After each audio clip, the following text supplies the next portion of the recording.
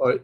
We are now on the 26th, the 26th, right? 26th day of Cheshvan. Very good. All right. These are sayings by the previous Lubavitcher Rebbe, which were compiled into a pamphlet form by his successor, the Rebbe.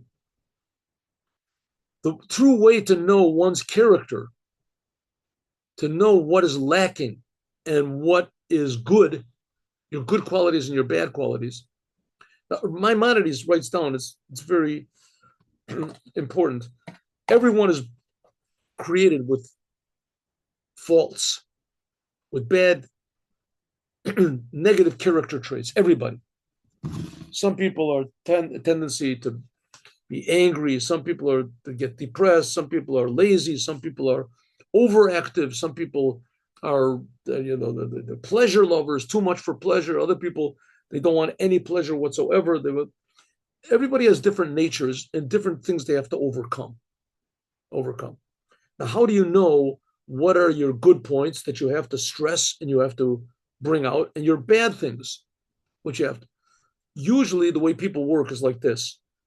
From my experience, is that people make excuses for themselves, and people are really good at it to the degree that people rarely see any fault in themselves, but they're very good at seeing fault in other people.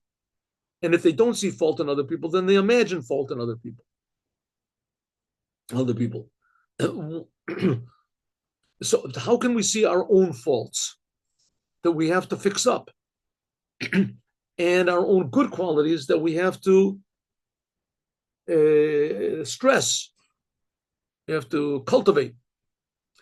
It says the true way to know one's character and recognize what you're lacking and what you should, good qualities that you should nurture. When one knows what's wrong, you should correct them with service and not just satisfying yourself with bemoaning them. I'm sorry, I read this wrong. The true way is to know one's character, truly recognizing your deficiencies and your good qualities, right? I'm sorry. A person has to understand that he has negative qualities and good. You have to search for them and find out what they are. There's several ways of finding out what is bad in your personality. One is to see what you criticize other people about, what gets on your nerves for other people, right? You see other person, he's so lazy, it means that you must have a problem with that. You don't see other things, it means that those things you don't have problems. Usually, call a posel b'mumat small posel. The bad that you see in others, if it's a constant thing that you're seeing people that they're dishonest, it means that you're also.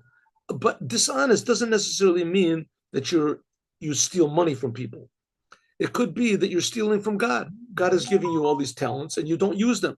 You're stealing, right? God is giving you life. You're misusing it. It could be used.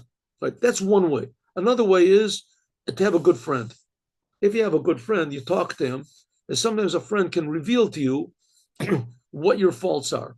Now, when you reveal to someone what their faults are, it has to be in a very sterile way. You're not doing it to hurt the other person. You're not doing it from your own ego. You have to be the other person really wants to hear. And when you do it, it has to be in a way that's very clever. And I'll give you an example. They say that Zusha Vanipoli and his brother, Elimelech of Lezinsk, that they used to go around together and they would sit in a place where people would, near a person that had a big character fault, and they were tremendous tzaddikim. They could look at a person and tell what his faults were immediately. And they would sit down and somehow or other, God would arrange it with hearing distance from this person who had the faults.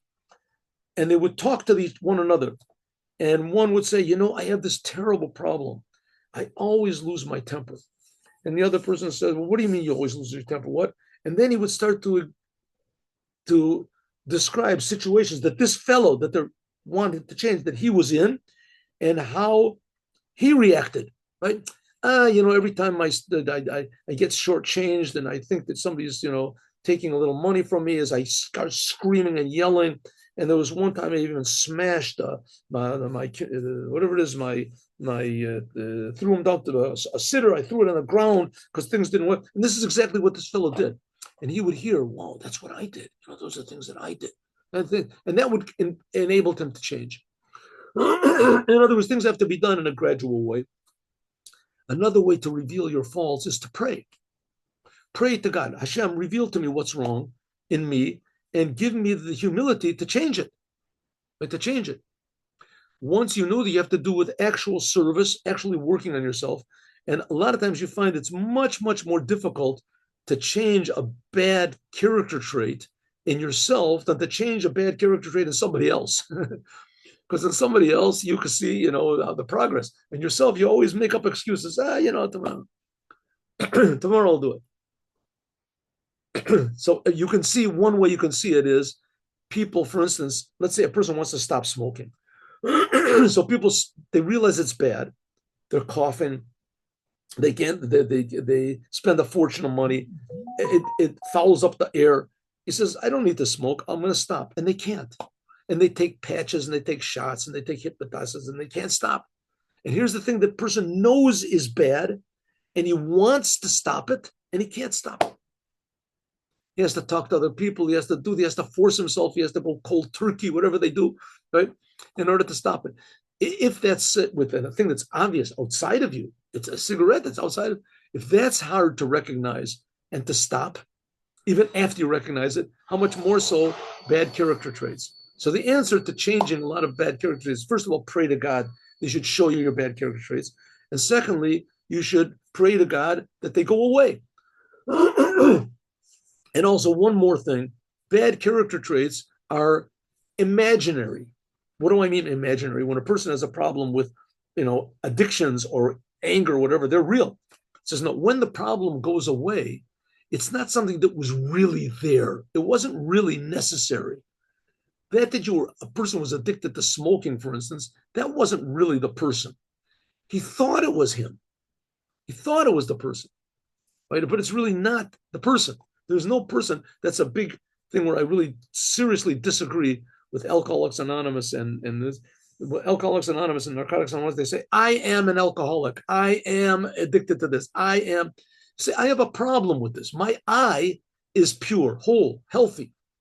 But the I has a problem with this other thing, right? Once I get rid of it, then, it's like getting rid of a boil. You get rid of it, that's it. It was just an extra thing. It wasn't really part of you.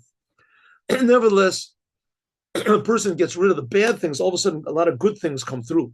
You let God take over. Most bad problems come because people want to control. They want to be in control. They want to make themselves big.